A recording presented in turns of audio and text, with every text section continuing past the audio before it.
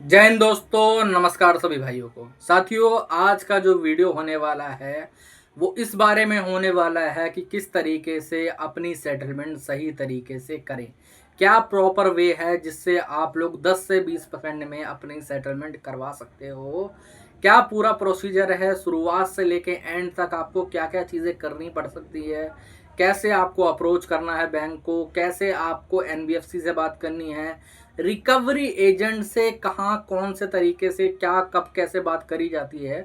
ये आज का पूरा टॉपिक होने वाला है, इसमें मैं आप लोगों को बताने वाला हूँ। ठीक है। ये वीडियो देखने के बाद आपको दूसरा कोई वीडियो भी देखने की ज़रूरत नहीं पड़ेगी। ना आपको ये सब समझने की कोशिश करनी पड़ेगी कि भाई साहब क्या क्या टेक्निकल टर्म्स होते हैं, कितने टाइम तक हमें वेट करना पड़ेगा और कब हमें कितने परसेंट का ऑफर निकल के आएगा।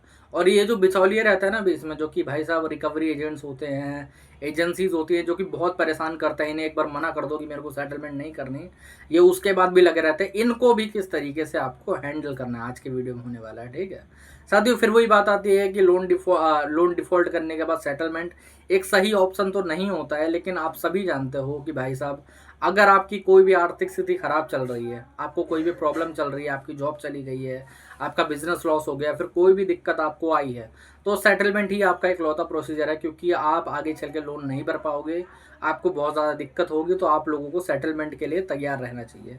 अब एक मेन बड़ी गलती है जो कि मेनली सारे ही लोग करते हैं। वो लोग क्या करते हैं कि शुरुआत का जो पहला महीना होता है ना, तब से ही सेटलमेंट के बारे में सोच के बैठे रहते हैं। साथियों, आप लोग माइंड में डाल लो कि आपकी सेटलमेंट तो होगी। सेटलमेंट तो कोई भी नहीं रोक सकता। ठीक है। परसेंटेज में ऊपर नीचे हो सकता है, किसी की 10 में होती है तो किसी की 18 में, किसी की 20 में, और जो कि बहुत ज़्यादा नासमझ होता है, जो कि दूसरे लोगों की बातों में आ जाता है, उसका 30-40 में भी होती है। ठीक है। जो कि सही तरीके से नहीं करेगा उसको मोटा एक तरीके से कहीं पर 10% की हो रही होती है, जो कि समझ के चल रहे होते हैं, और जो समझ के नहीं चल रहे होते हैं ना, उनकी 30% में भी होती है। और लोगों ने करवाई है, बाद में आके मेरे सामने रोए हैं कि यार मैंने तो वहाँ पर सेटलमेंट करवाई थी, वो 30% में हुई थी, अब 10% में हो रही है, कैसे होता है ये। तो एक चीज़ समझ लो, देखो आप लोगों को पहली बात तो सेटलमेंट के लिए घोड़े पे सवार नहीं होना है। जी हाँ, एक चीज़ क्लियर कट बता देना चाहता हूँ, घोड़े पे सवार बिल्कुल नहीं होना है आपको। एक चीज़ जान के चलनी है, सेटलमेंट एक लंबा चौड़ा प्रोसीजर है। ठीक है। कोई हलवा नहीं है कि 10 मिनट में बना, आपने खाया, उसके बाद खत्म कहानी। ऐसा नहीं है। एक लंबा चौड़ा प्रोसीजर है, और ये लंबा चौड़ा प्रोसीजर कम से कम 6 से लेके 12 महीने के बीच में चलता है। जी हाँ, 6 से लेके 12 महीने तो मिनिमम आप लोग पकड़ के चलो। अब कई लोग बोलते हैं कि सर एनपीए के बाद तो सेटलमेंट स्टार्ट हो जाता है, 3 महीने के बाद सेटलमेंट का प्रोसेस स्टार्ट हो जाएगा ना। या फिर मेरा जो रिकवरी एजेंट है वो तो मुझे कह रहा था कि मैं तो तुम्हारे दूसरे महीने में सेटलमेंट करवा दूंगा, आप इस महीने की किस्त भर दो। तो मेरे भाई एक चीज़ समझ लो, अगर तुम लोग किस्त ही भर दोगे, अगर जो तुम्हारा रिकवरी वाला बोलता है ना कि आप एक किस्त भर दो, मैं अगले महीने आपको सेटलमेंट का ऑफर निकाल के दे दूंगा, 10% का दे दूंगा या फिर 20% का दे दूंगा, कद्दू दे देगा मेरा। झूठ नहीं कह रहा, सही में मैं बता देता हूँ क्यों।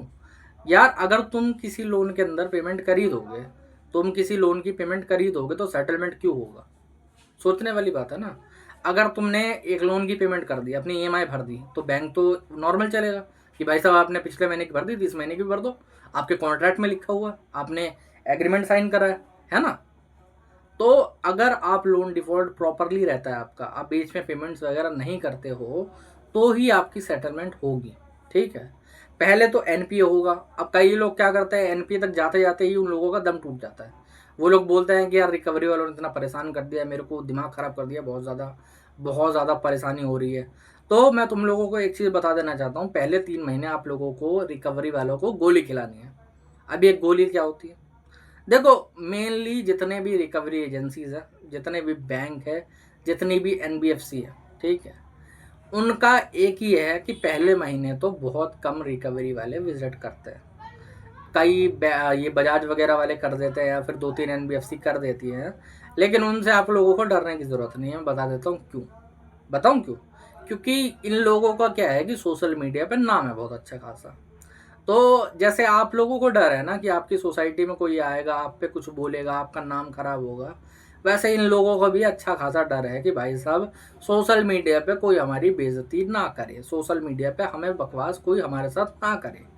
तो ये जो बजाज की रिकवरी रोकने का काम होता है ना, ये 1 मिनट में बजाज की रिकवरी रुक जाती है। कैसे रुक जाती है, आपको कुछ नहीं करना, आपको बजाज को टैग करके बजाज को मेंशन करके अपनी पूरी लोन आईडी लगा के, जो रिकवरी वाला है उसकी फ़ोटो वगैरह हो तो बढ़िया बात है, नहीं हो तो तब भी कर सकते हो। ठीक है, रिकवरी वाला अगर फ़ोन पे धमकी दे रहा ना तो भी कर सकते हो। आप वहाँ पर एक ट्वीट डाल दो, आप सोशल मीडिया पे बेइज्जती करना स्टार्ट कर दो, सीधी सी बात है। आप जब ये चीज़ करोगे ना तो ये जो रिकवरी एजेंसीज है ये अपने आप ही रोक देती है अपने ऑपरेशंस। मैं बजाज या फिर किसी और एजेंसी के ऊपर एक पूरा वीडियो बनाऊंगा तुम लोगों के लिए, जिसमें मैं प्रूफ दिखाऊंगा बाकायदा कि भाई साहब इन्होंने एक ट्वीट में अपनी पूरी एजेंसी को रोक दिया कि भाई साहब इस केस के अंदर कुछ मत करो। अब कई भाई लोगों को लग रहा होगा कि वो लोन छोटा होगा 1-2 लाख का, 16-16 लाख वाले लोन के बारे में बात कर रहा हूँ मैं। जी हाँ, 16 लाख रुपए के लोन के बारे में बात कर रहा हूँ। उसके अंदर भी होता है, क्योंकि उनको अपनी इमेज ज़्यादा प्यारी है, सीधी बात है। उनको आपका पैसा प्यारा नहीं है, रिकवरी एजेंट को प्यारा है अपनी जॉब। और जो एजेंसी है या फिर जो अपना क्या एनबीएफसी है उसको प्यारी है अपनी इमेज, सीधी बात है। तो अगर बैंक या फिर रिकवरी एजेंसी की इमेज खराब हुई, एनबीएफसी की इमेज खराब हुई, तो वो रिकवरी वाले को बोल देंगे रुक जा, अगर नहीं रुकेगा तो जॉब से निकाल देंगे, खत्म कहानी वहीं पर। ये चीज़ें होती है। तो अब प्रोसीजर क्या चलता है, तो भाई साहब पहले तो पहले महीने से आप लोग इन्हें गोली देना स्टार्ट कर दो कि मैं 2 महीने बाद करूँगा, 3 महीने बाद करूँगा, या फिर अगर एकदम क्लियर रखना है अपना विजन अपना माइंड तो सीधे बोल दो कि आरटीपी डाल दो, मैं पेमेंट करूँगा ही नहीं, खत्म कहानी, समझे। मेरे को ये दिक्कत है, मैं आरटीपी डाल दो भाई, पेमेंट नहीं हो पाएगी, जो करना है करो। कई लोग ये लोग बोलते हैं ना कि हम लोग इंटेंशन इशू डाल देंगे, ये दिक्कत हो जाएगी, वो हो जाएगा। कद्दू नहीं होने का कुछ, आप डलवा दो, कोई दिक्कत वाली बात नहीं है, समझे। कुछ परेशानी नहीं होगी, कोई दिक्कत वाली बात नहीं है उसमें। ओके, अब सेकेंडरी चीज़ क्या आती है, अब यहाँ पर आपको कंप्लेंट्स वगैरह भी कुछ करनी पड़ेंगी। ट्विटर पे करो, आरबीआई कंबोसमेंट में करो 1 मंथ के बाद, उसके बाद आपकी रिकवरी तो शांत हो जाएगी। अब लोन एनपीओ हो गया, कई बार ये लोग दलाल जो होते हैं भड़वे, ये लोग पेमेंट कर देते हैं खुद से, ठीक है। तो अगर ये लोगों ने पेमेंट कर दिया है तो लोगों को क्या लगता है ना, जैसा तीसरे मंथ में अगर पेमेंट कर दी है तो अब दोबारा से प्रोसीजर स्टार्ट होगा, ऐसा नहीं होता। जैसा मान लो आपका 3 मंथ होने वाला था, तीसरे मंथ में पेमेंट कर दी, 2 महीने पीछे बचा हुआ है, तो अब जो अगला महीना कंप्लीट होगा ना उसे डिफॉल्ट कर दोगे तो एनपीओ हो जाएगा आपका, 3 महीने हो जाएगा ना अकाउंट में, तो इसलिए एनपीओ हो जाता है। उसके बाद आपको कम से कम 3 महीने वेट करना। हर एक एनबीएफसी, हर एक बैंक के बारे में बात कर रहा हूँ, जिसको भी 10 से 20% का ऑफर चाहिए उसको कम से कम राइट ऑफ तक तो वेट करना पड़ेगा लाला, उससे ऊपर नहीं हो सकता। उससे नीचे कोई भी बैंक, कोई भी एनबीएफसी 10% या फिर 20% की सेटलमेंट नहीं देती है। एक आधी दे देती होगी, उसकी छोड़ दो, वो भी स्टेट वाइज वेरिएट करती है, ठीक है, कि स्टेट में दे रही है तो स्टेट में नहीं देगी, सीधी बात है। अब करना क्या चाहिए, अब आपको कम से कम राइट ऑफ तक का तो वेट करना है मिनिमम, ठीक है। राइट ऑफ के बाद ही आप लोगों को एक अच्छा ऑफर मिलेगा, क्योंकि तब जाके कहीं बैंक से या फिर एनबीएफसी से ऑफर्स आते हैं और तब जाके ये एजेंसी वाले आपको ऑफर दे पाते हैं, ठीक है। और उसमें भी लोग गलती क्या करते हैं कि एजेंसी वालों को सामने दिमाग मारते रहता है कि आप मेरे को ऑफर दो, ऑफर दो, ऑफर दो, ऑफर दो। एजेंसी वाला यार 10% लगा के ही बताएगा, क्यों। अगर आपकी सेटलमेंट का ऑफर आया होगा ना 10% का, तो वो 20 बताएगा। क्यों बताएगा, क्योंकि उसको कमीशन ज़्यादा में चाहिए, सीधी बात है। तो ऐसे में आपको क्या करना है, ऐसे में आपको सिंपली एक चीज़ करनी है। आपको जब लगता है कि अब मैं सेटलमेंट के लिए राज़ी हो चुका हूँ, हर किसी की अलग परसेंटेज होती है, हर किसी का अलग मन होता है, ठीक है। अब मैं सेटलमेंट कर सकता हूँ, मेरे पास फंड आ गया, आप कुछ मत करो, आप बैंक को या फिर एनबीएफसी को एक सीधे मेल डाल दो कि भाई मेरे को इतने में सेटलमेंट चाहिए, तो अगर सेटलमेंट के लिए राज़ी हो तो मेरे को इसी मेल के ऊपर आप सेटलमेंट लेटर भिजवा दो, बस इतना, और कुछ नहीं है। आपको ना किसी दलाल का फ़ोन आएगा, आपको ना किसी रिकवरी एजेंट से उल्टी सीधी बात करनी है, आपको ना बकवास करनी है किसी से। आपको अगर वो लोग राज़ी होंगे तो भाई साहब उसी सेटलमेंट जो लेटर आपने भेजा है ना, जो आपने लेटर बनवा के भेजा है, उसी लेटर के नीचे या फिर उसी मेल के नीचे आपको वहाँ पर लेटर आ जाएगा, सेटलमेंट का आ जाएगा, और वो वेरीफाई रहेगा प्रॉपरली। वो पहले से वेरीफाई है, उसमें डेट भी पूरी मेंशन है, सारी चीज़ें हैं, आप उसकी पेमेंट कर सकते हो ऑनलाइन वे से, कोई दिक्कत वाली बात नहीं है। आपको 3 से लेकर 7 दिन के अंदर एनओसी और एनडीसी भी मिल जाएगा। ये पूरा तरीका है, ऐसा फॉलो करो। आप लोग बैंक को अपनी परसेंटेज पे राज़ी कर सकते हो, बस आपको अपना हक जताना आना चाहिए। आपको सीधे कहना है कि भाई मेरे पास 9% का या 10% का ही पैसा है, तेरे को करनी है कर, वरना भाड़ में जा। अगर करनी है तो मेरे को लेटर भिजवा दे, छोड़। ये रिकवरी एजेंसीज के साथ क्या होता है, इन पे अगर तुम बोलोगे कि भाई मैं तो करूँगा, तो ये 10 चीज़ें उल्टी सीधे बकवास करते हैं, ये वो फलाना ढिमकाना, ऐसा हो रहा है वरना आगे चल के होगी नहीं, ये नहीं होगा, वो नहीं होगा। कौन दिमाग खाए इनके सामने, सीधी बात है। कौन दिमाग बर्बाद करे, कौन टाइम बर्बाद करे अपना, है नहीं। ये लोगों से साले बात करने का मन करता है क्या रिकवरी वालों से, नहीं करता ना। खाली इनको ट्रीटमेंट देने का मन करता, जो कि हम देते भी हैं।